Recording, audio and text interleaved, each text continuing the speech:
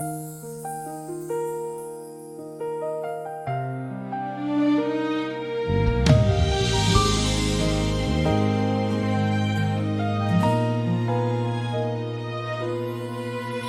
ko na hinahanap ang paliwanag sa mga bagay na di na bumabalik.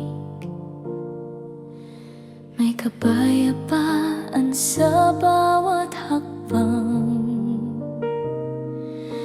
na dati puno ng takot at sakit. Natuto akong magbitaw ng dahan-dahan, hindi sa galit kundi pag-unawa. Ang puso ko'y hindi na nagmamadali sa pag-ibig na marunong maghintay. Hindi na kailangang patunayan ang halaga ng katahimikan.